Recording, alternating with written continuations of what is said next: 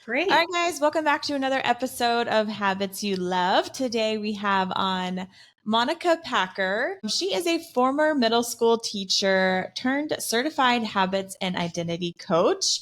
You are obsessed with personal development, as are we, and habit formation for real women, not robots, all outside of perfectionism. So I'm excited to talk about that. And you are a mom of five. So welcome. Thank you. It's so good to be here. Yeah. So at Habits You Love, we love to give people the space and us ourselves to share their stories, share their transformations, maybe going from habits you didn't love, don't love to, you guessed it, habits you love. Let's just dive into your story a little bit. Tell us a little bit about that progression in your life, because usually when people end up any sort of coach, for you it's habits, identity, anything, it's usually from their own experience. So just Oh, take yeah. us through that journey a little bit. Yeah. Our pain brings us I guess, our presence or our purpose, rather. And I think that's definitely been the case for me. And I think this actually all goes back to me realizing I was a perfectionist, even though I totally didn't think I counted as one. I didn't think I was achievement oriented enough, type A enough, perfect enough to count as someone who is a perfectionist. I learned pretty nicely through a therapist who was a straight talker, which I needed at that point in my life.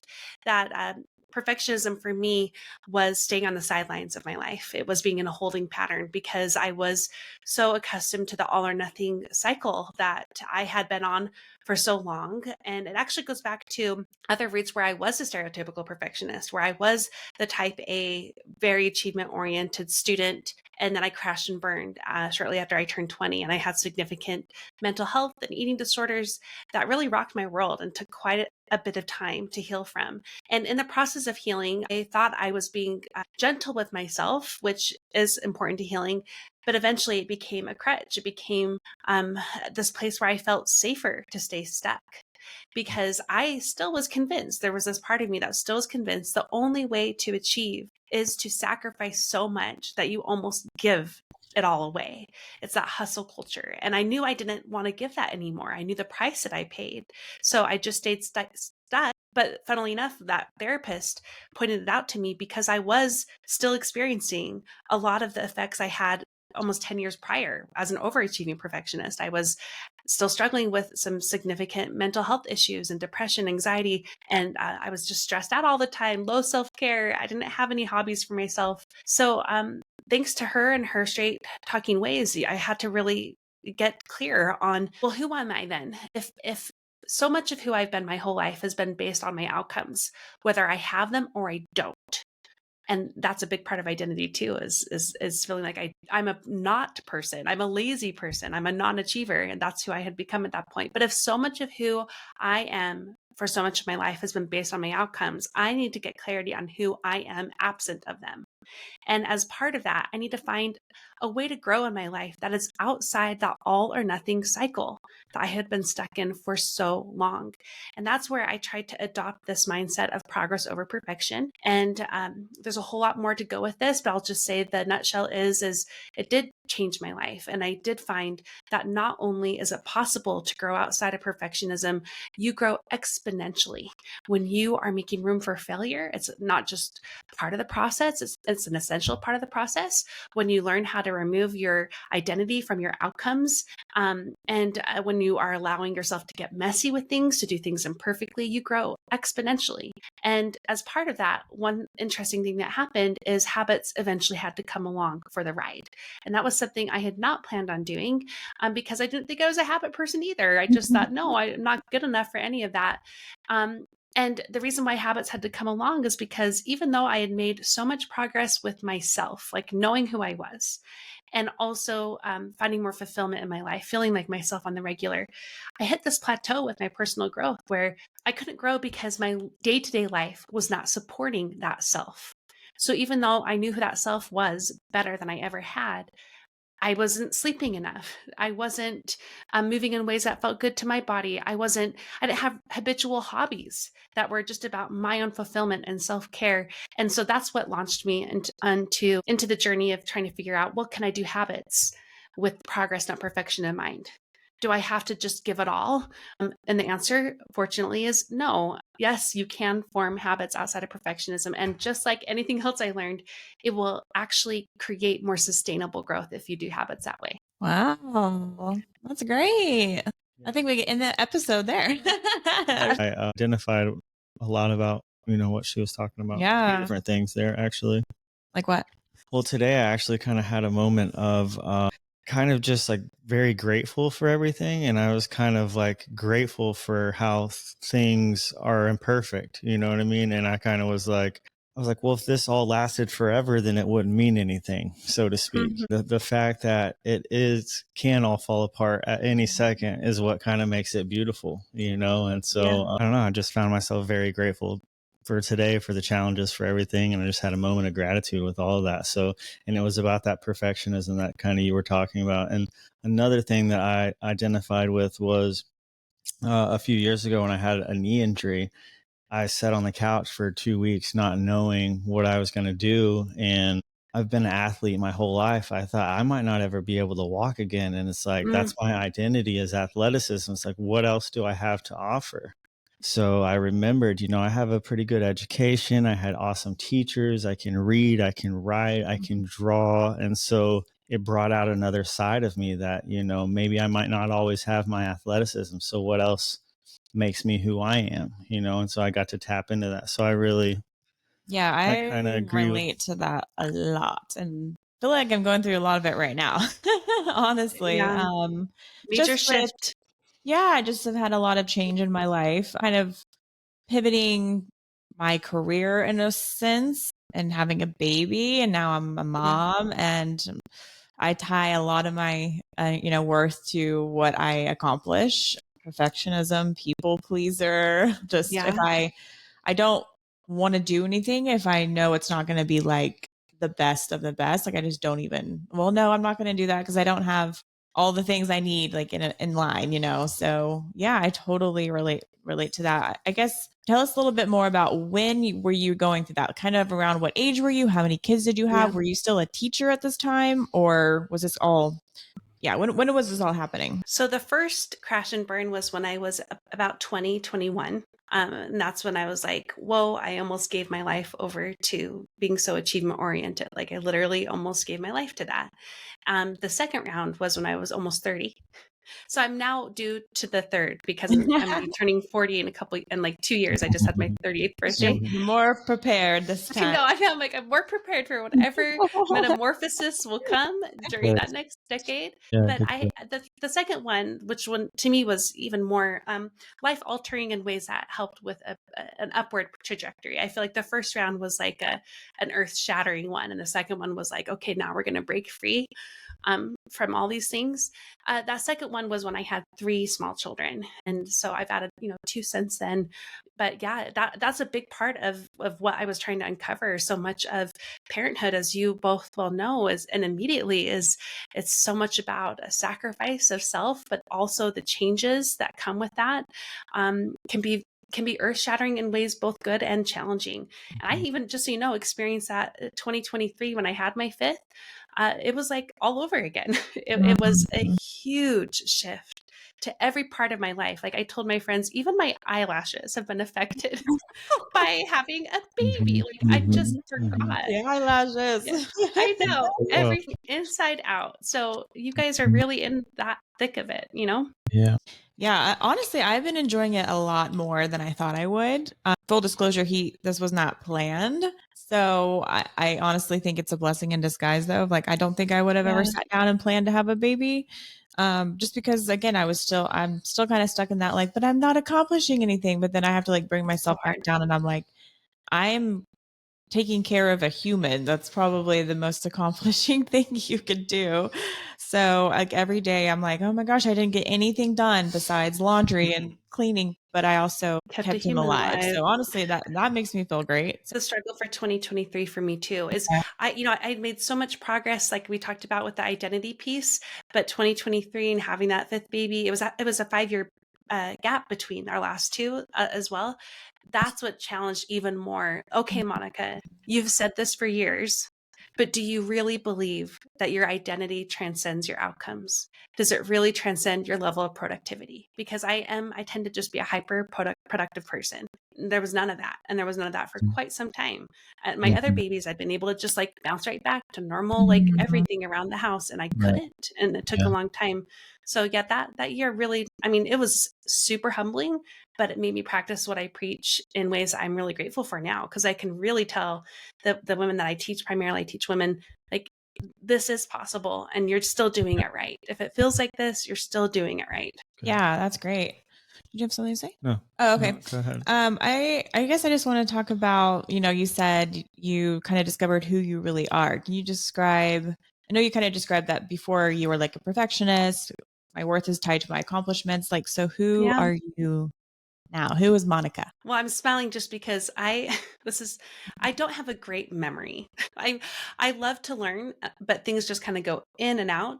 So I tend to have to write things down if I really want to remember them. So I was like, maybe I should pull up my identity statement that I have for myself. I won't Perfect. bore you with that, but I do have one. But I Mm. think what I really found about myself is that I actually am a powerful person. Like I am a woman of power, and that's a big part of what I lost before. I lost the sense of power, Right. ambition, of desire, of growth. That has always been a part of me. And the times I've been the most unhappy is when that strength was either taken too far or not honored enough. Mm. That's a big part of me. And I've also gotten a lot more clarity on my values and what matters to me. Creativity is a big value for me. And I'm not even a stereotypical creative. I don't, paint. I don't write poetry. I pretend I can sing, but not really, stuff like that. But I have found I just love the creative process. That's me. And one more thing I'll say about values. One of the values that I found about myself that I really resisted for a while, but when I prioritize it, it makes me feel like myself on the regular is beauty. Mm. And the reason why I resisted that is because so much of my work has been about removing identity from our outcomes, including our appearance, which was obviously a big factor with my eating disorders many years ago now. But so I resisted that value because even though I kept coming back to it every time I was doing all these value quizzes and profile tests, I resisted it because I thought it seems so superficial. Like this is so antithetical to what I've been working on for so long. But then once I really got some clarity of, no, I love to notice the beauty around me and I love to make things beautiful. That is what freed me up to step in. So a lot of identity work is kind of stepping into the things you've resisted. I resisted that ambitious side. I resisted the creativity. I resisted the beauty and other things too. And stepping into that is what makes me feel like myself and be like myself too. That's good. I like that. Yeah, her and I are very similar. Yeah. This is creepy. Yeah. I love being creative. I tell him all the time, like I just and like I don't paint, I don't draw, I don't, See, those are my and I things. kind of can sing. I love Oh to yeah. sing, and so I'm like, but I love photography. I love creating little videos. Like that's why I kind of love social media because it's like my It is expression of my pretty creative. creativity. We're very very similar. When I don't have that, I feel not like myself, basically. I got Okay, to so draw my pictures today and I feel good about it. I get yeah, to be Oh, in the that's zone for a little awesome. bit. I That's love being on great. that little flow state, and it's like a meditation for me. And I used to think, oh, well, the art comes and goes, and sometimes I'm Yeah. feeling it and sometimes I'm not. And that's true. But also the repetition of making myself do it, for an hour a day or 30 minutes, or just the consistency of that habit, it allows me to be better and work quicker and get better at it. So it's good. It's like being your consistent. keystone habits. Good. Yes. It's like Yes. working out. Working out for us is a good Yeah, keystone habit. Like if I work out, everything in my day seems to go better. Yeah. true. What do you mean? I know that I saw this somewhere on your page or something. It says, what do you mean when you say creating lasting personal growth? Because personal growth, This some people might be like, I grow one time and then I'm done. So you're kind of on this yeah. like, no, it's like a never ending, it's a lasting. So what do you mean by that? Okay, funnily enough, this takes me back to something my first therapist said to me. I've had a few off and on over the years, but this first one was for my eating disorders, and I came to him because I was like 3 months in to working on my recovery, and I was just so angry and disheartened by how much worse I was getting. Like things weren't getting better, it was getting worse. And I was so discouraging, especially because I knew I wanted to be better and I was doing the work. So why were things getting harder? And he said something to me that actually freed me. And he said, "You will likely deal with this the rest of your life."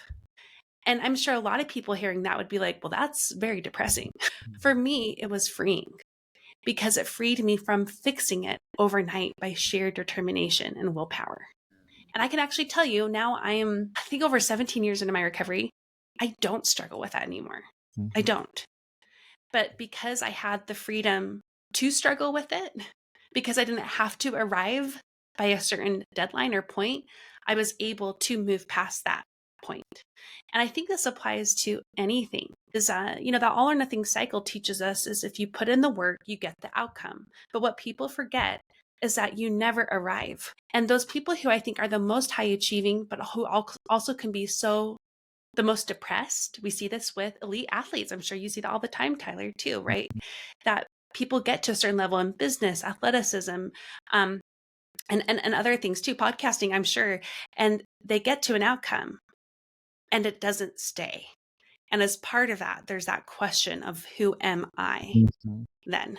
What is my life? So I think just in general, we want to think about there's not an arrival point, but there is progress. There are points that we reach to. We do need visions in mind about where we are headed and where we want to be. And I say that as like the macro level of who we want to be, but also micro, like with a specific habit, I always start with a vision of what do you want this habit to look like ideally over time. But the way we get there is not starting with the ideals. Like someone who becomes a really high achieving and big goals in their lives, they didn't start on day one with the end. They have the end in mind, but they didn't start with the end. Sustainable growth means you have the end in mind, but you get there gradually.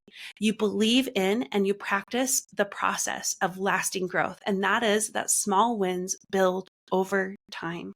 Yes, you could do big leaps. You could put in extra effort. And there are things that we have to do that for. That comes up for me when I think about 3 of my kids have special needs. There have been times where I've had to put in extra hard, self-sacrificing effort to help them get to a point that we needed for them. And that work is still ongoing, right? But most of the time, if you want to grow in ways that are sustainable, it's small steps. It's consistent small action that will get you to your outcome. And that outcome is more sustainable because it's not just an endpoint that you cross and you're done. It's like you get to a point and then you find another point and another point and another point.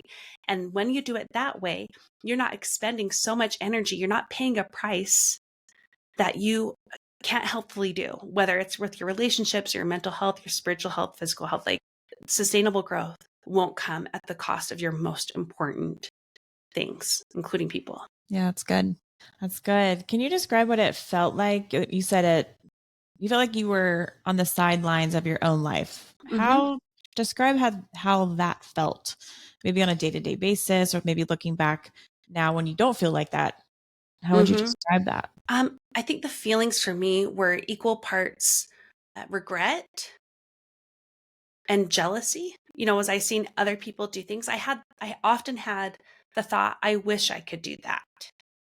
But it's phrased in a way where it's like, I can't. Like, it's like, I don't even consider it. I don't even make it a possibility for whatever reason. I think I had the thought often, it's too late, even though, I was 29 years old. So it's not too late, but when you're 29, you're pretty sure it's too late, but it's just not. So that's really how it felt. And I think I've learned that both regret and jealousy are excellent ways to get clarity on what you really do want, whether it's that thing that you were jealous of, or a root of it. Like maybe I'm not jealous that that mom is getting a pedicure every week. I'm jealous that she's taking time for herself. Maybe I'm not actually jealous that my friend is getting her PhD. Maybe I'm jealous that she is ambitious in a way that I long to be. So that can give us a lot of clarity. Totally. I definitely, envy is not a great attribute to have or carry around, but like you said, it kind of reflects back what your desires are. If you're if you're jealous or envious of someone, it kind of shows back to you that you would like to have that in your life. But like I do the same thing. I'm like, well, she has this. I don't exactly want the way that they're going about getting it, although I would like to have those results. You know what I mean? Yeah, exactly. Yeah, I do that. I do that often. Do you do that? Mm, I try not to. Try not to, envy what others have, and try to be grateful for others. I don't know if Tyler is just like just so far ahead of everyone in life, or he's just very, you are the bomb in that area. or he's I very will say, content. But he's so good about just not having a lot of feelings. I'm kind of curious for Monica, as far as like how you kind of go from that perfectionism to be okay with imperfections, and how do you like let that guard down? Because like she's saying, as someone that's probably a little bit more okay with imperfections, or what is that like? I mean, just breaking those walls down and being okay with those imperfections. Let me say first, I feel like I don't experience those feelings of jealousy and envy, like that's the same word, Right. jealousy and regret, as much as I did, because I am better at prioritizing what I want and need.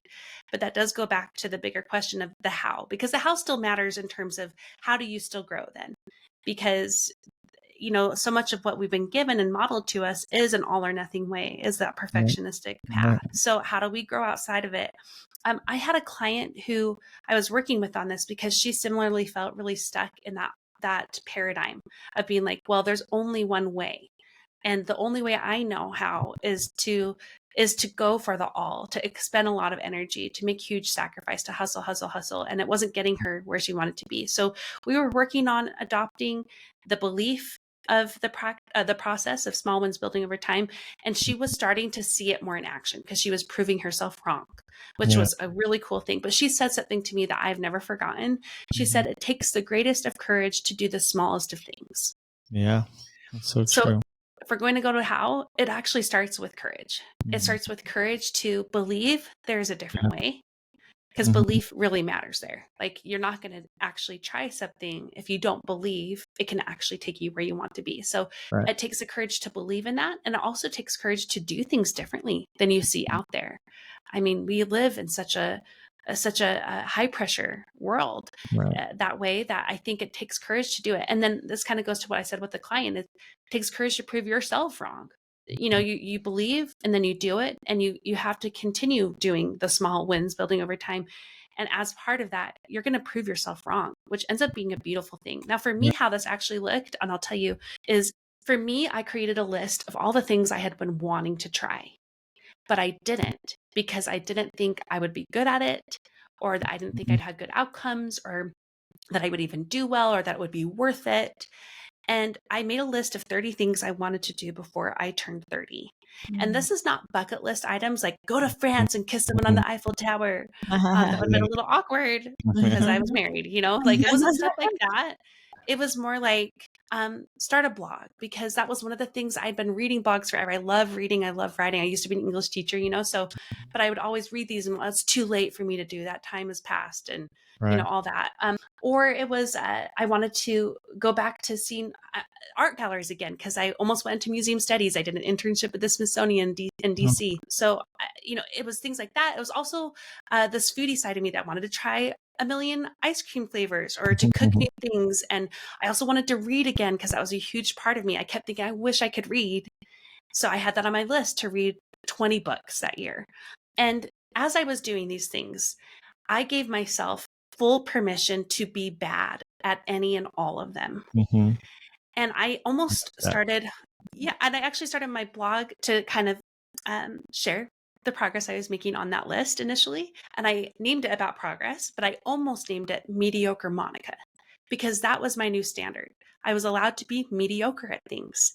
But the weirdest thing happened as I was trying these things, and I was also being mediocre at them. Like, nobody read my blog. I was so excited when I had like 300 views on a post. Like, I'm viral. I was by all accounts a failure at all of them. I'm going to try to show you this is one of them. One of the things I wanted to do was paint. I know Oh, you're an that's artist, Taylor. awesome. I'm not, but I always think about it and want it. And my husband came home to me one day, just like, I'm a painter and I'm going to paint this. Not very good. I keep it up there because of the amazing thing that happened while I was doing this Do Something list. Is even as I was bad at things, which that painting is, even as I was failing at them, I was mediocre at them, I weirdly gained so much confidence. Yeah.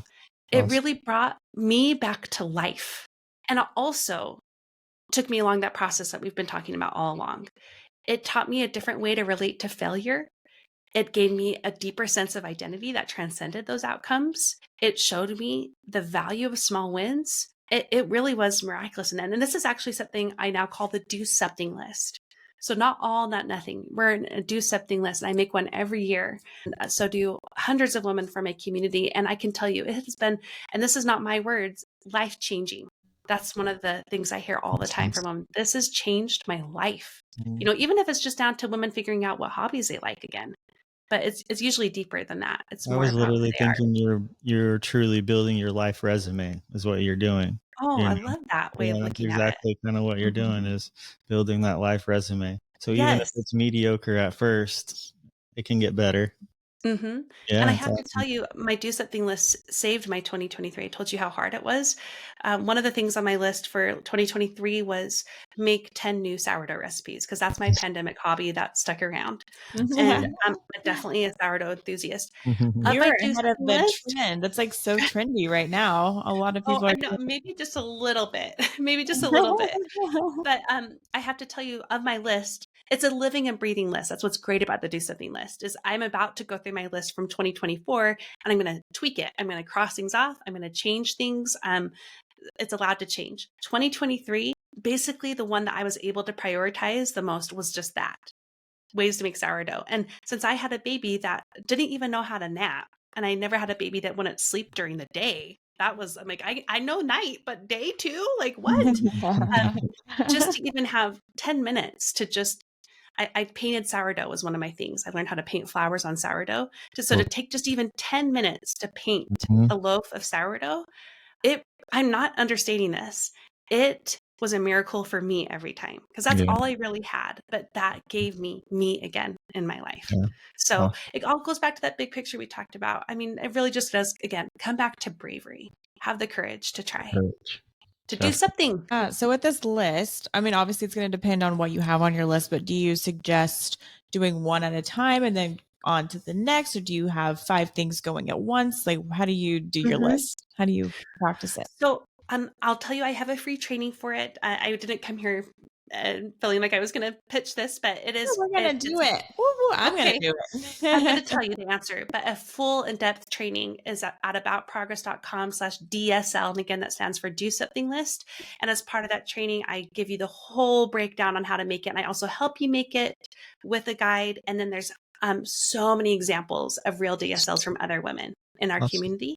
But how do you do it? I mean, it's similar to a resolution list in terms of you sitting down and making a list. But what's not similar is a lot. Like it's not about outcomes. It's not about achievements. It's about exploration. That's the key. It's about exploring who am I? What would help me feel like myself again? What do I need right now in this season? This is my year for adventure because last year was definitely a not adventurous year. And so a lot of my list is gravitating to getting out and getting cultured. So my kids and I are going on lots of adventures. We're also going to lots of musicals and plays, which are things I loved. I used to be a theater geek. That was one of my big regrets. I wish I could have, gone for the theater Yeah. stuff, but it is too late. It might be too late for me to be an Oscar winner, but it's not too late for me to go to plays Yeah. and No, to you can enjoy do that it. You part. can do it. Yeah. So to answer your question, Kayla, it's more than one thing. But if people are doing this for the first time, I would recommend, starting small, having a list of maybe just 5 things that you want to do the rest of the year. We have, 6 months left of the year. So have 5 things that you would like to try. And the key here is you've got to treat it differently than goals. It's not about an outcome. Like an outcome based thing might be like, I'm going to run a marathon. Well, that is a goal and it's great to have that. But maybe a way that you could explore that is I'm going to run 10 different routes in my area. and explore 10 different neighborhoods, or maybe there's another way for you to explore it. So yeah, it's less about like checking things off, and it's more about like prioritizing that sense of exploration in you. Nice. I love that. So one of my questions I wanted to ask was, with coaching women with their habits and their identities, what's the first step? And maybe you already said it. Maybe it's the list. Maybe it's something else. What would you say is the first step when someone comes to work with you? What do you typically gravitate towards first? So these things work hand in hand. I think it can almost become a chicken and the egg question. What comes first, knowing who you are or reporting who you are via the habits? Usually one of the things that we have to do with most clients is get clarity on values. And I know it seems like, oh, I hate these things, doing quizzes and filling things out, but it really is an amazing compass that can guide the rest, even down to what habit we want to start on. It can be very value-based and a value that you have long stuffed down. So my example of beauty and creativity, actually both of those, that could help me come up with a habitual hobby of interior design, which I love to do. So that maybe you can see that's part of my thing. I love interior design, and that helps me blend my creative value and my beauty value. Or it may also help me just get clarity on how I want to do exercise. Like it can be that micro, like, okay, these are my values. This is my life. These are my circumstances. So now I know that exercise will look like this for me right now. So it does come back down to that. I think ultimately that's something I usually talk with every client about at some point. The values. Oh, I love Values. that. Yeah. Yeah, I worked with someone that we did the values thing as well. But like you, I forget. And I'm like, Yeah, where's I that know. piece of paper that I wrote on? And that's where the I need to go de-slipping back. list does help a ton too. Like Yeah. that's something I almost always talk about too with clients is if you're not quite sure these values aren't totally resonating, let's explore that. Let's just explore it in ways that are almost detached from it, but then can still inform answers to that where you're like, okay, no, it is this. Like just with me and beauty. And I was like, I resisted that so much. But once I put it in action, I'm like, oh yeah, that is it. That's so good. I feel very I'm like going I'm to being see. called out here in this episode. I hope for good. Hopefully, No, for a good good. kind of Yeah. breakthrough. Yeah. I think you guys have a lot of similarities, honestly. Yeah, honestly, I feel like I have been in this little like funk because I'm not doing the things that I like to do and sacrifice for other things. You have to have patience. You're in that season kind of. And like she was talking about, even her first 4 children are a little bit different. And so this time she had to display Learn a new way. extreme patience. Yeah, I think for me, I definitely attach myself to what I have done or do. So, for instance, I did health and fitness for what would now be like 10 years. And I'm still kind of like, well, I don't really like, I do like it and I'm very good at it. But I also am like, I feel like I'm kind of past it and I kind of want to like move on to this another form of health and wellness as far as like a mental and emotional and help people that way. But I just kind of feel myself always getting pulled back. I'm like, no, I'll just help people with their nutrition. I have a hard time breaking free of that and being able to, like you said, I like that word, explore. I like the list thing. I definitely want to do that because every day I'm like, oh, I wish I could do that. I wish I could do that. I wish I could do that. So yeah, I feel like I'm being exposed on this episode. Which is good. It's good. Like that she said, kind of about building the life resume and exploring. And I think that's awesome. Yeah. And it can helps you inform find what's out. next for you. Say it again. That exploration can help inform what is next for you. I Yeah, think, Kayla. absolutely. I think in this time of transition too, it helps for me and for others because, podcasting, I've been around for almost 8 years. It has changed so much. And I always get to that fork in the road with my business and also other things in my life where it's like the way you've done things worked great, but now it's not working great. So we have to change. And one thing that always helps me with that is to have this lens of possibility, to try to stay in a place of possibility first. So what could be possible, and to just live there, not figure out the how or even where we're headed yet, just to live in the possibility until I get some breadcrumbs that I can follow more to what that possibility will lead to. Yeah, at least be open to it. Be open to those possibilities. That's good. I feel like we kind of are in that situation right now. We kind of have this like vision and dream that we want to do as far as a business together too, but currently it's not happening really We're being pulled Mhm. in several directions about settling down and buying a home or Oh, yes. being more mobile Or yeah, and being more or right now we're renting. yeah. Well, not But even the that, good but just the with our good thing is we have several options. yeah, we do have Yeah. options. You Different have lots of possibilities. possibilities. Yeah, Yeah. so that's good. But I even like our idea for our business, you know, we're right now we're kind of I'm very much like it's possible. Like I know it can happen. I'm very optimistic. Whereas some people might be like, that's never gonna work. And everyone we talk to that we kind of tell, you know, they think it's a good idea. But anyways, so we're kind of in that like beginning stages of I'm looking for the breadcrumbs, so to speak. Yes. Yeah, I hope you can Mhm. find them. I know Yeah. you will actually. That's the real answer is I know you will find them. It just takes time, which can be Mhm. pretty painful, but it's necessary. And that's actually a big part of what we haven't really talked about too is progress still uncomfortable. Like it Mhm. still Yeah. takes, we talk about courage so much, but it takes the courage to be uncomfortable. And discomfort isn't bad. To certain levels it is, just like anything else. A virtue taken too far becomes a vice, but discomfort is part of the path too. And so when I, shared my year, my humbling year helped me really be able to tell them, no, you are on the right path. Part of that is that discomfort. Like if you're not in a totally concrete place with lots of clarity, but you're putting in the small steps, you have faith in the potential outcomes, and you're working towards that, you will get there. It just Mm. takes time and discomfort. Yep, I'm a firm believer of that. You know, that comes with taking risks. Like, Yes. you can't be comfortable and take risks at the same time. Just be uncomfortable I've been uncomfortable many, many times in my life, but Hmm. it's always led to something better. What's the difference between laziness and perfectionism? One of the biggest aha moments that women get when they have joined my community is that, oh, I'm not lazy, I'm a perfectionist. I think sometimes it's so easy to blend those two together because you see someone who is stuck in action. Laziness is I feel like it's pretty loaded and I almost like don't want to describe it because so many people are going to hear it and be like, it's me. I knew it. I'm lazy. But I think what is different about perfectionism masked as laziness is that the reason why you are stuck in inaction is your own conviction that you will never get there or that you are not worth enough or that the time you spend will not be worthwhile too. Like, will it be worth it? Um, so there's a difference behind the motivation is to me what stands out. Awesome. Okay. Yeah, I like that. There's a lot of lazy people as well, but there's a lot of people that are Definitely. just like I said at the beginning, where they don't do it at all because they want it to be final product looking or worthy of like the day when I do this, it better be top of the line, everything. It better look the best. It better have the best equipment, the best sound, whatever.